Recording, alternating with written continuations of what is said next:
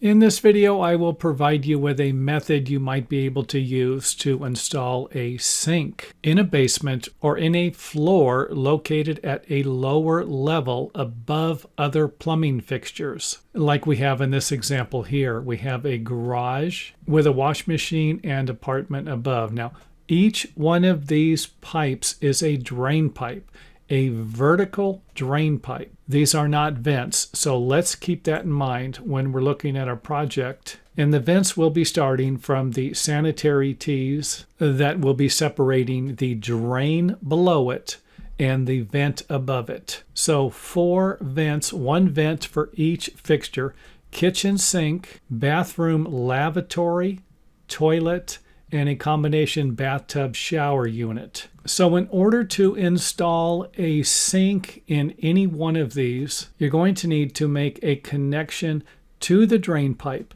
and then come up through the floor at least 6 inches above the flood rim of the highest fixture, or through the roof. It doesn't need to connect to another vent. It can have its own vent. So to play it safe, you might want to come about 55 inches off of the top of the floor, or even 60 inches. To connect the vent that you're going to be using for the sink below you're going to be installing. And another thing we need to keep in mind will be the fixture units. And of course, you're going to want to figure this out before you select the pipe you're going to use. For example, here we have an 1.5 inch drain pipe and an 1.5 inch vent. And we're going to be adding another sink. And if each one of these sinks has an 1.5 inch drain line and not an 1.25 inch, then we're going to be maxing out the drain line for this particular example. So we're allowed to do it in this example. We're just not going to be allowed to put another sink on this line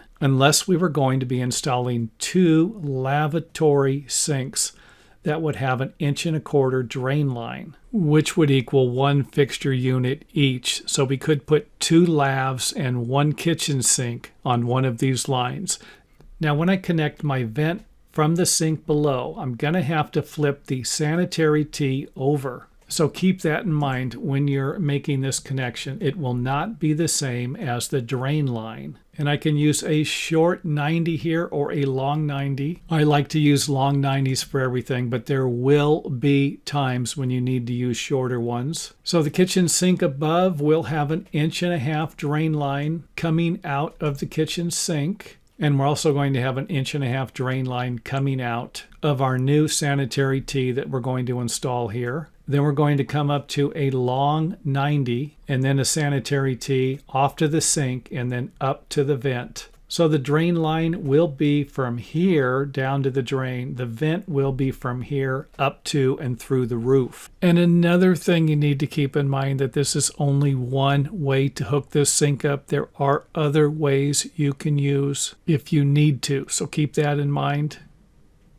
And now for the reason why you're not simply going to be able to hook the sink up to the drain line that's going up to the next level. And I'm not about to suggest that you're ever going to have a problem with your sink and the drainage or the water seal that the trap will create to prevent any sewer gases from coming out of the sink and entering into the room, basement, or garage in this example.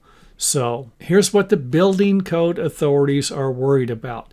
You drain water through the sink above, and it's going to go down the drain. And if there's enough water, it can actually siphon or pull the water out of the trap as it rushes through the pipe and past the sanitary tee below. And then, of course, once that happens, you're going to be dealing with the sewer gases. And if that makes sense, then make sure that you follow the previous example. If it doesn't, then let's go over it one more time. Because as you're running water down through this section of the pipe, while you're using the sink above, it could, I'm not about to suggest it would, but the water that's running through this drain line can create a vacuum effect or siphoning effect that will pull the water out of the trap or pull enough water out of the trap to allow the sewer gases to come in and enter the area below. And hopefully by now you have a better understanding of why you might need to install a vent when attaching a new sink in the lower level, or maybe even in a basement,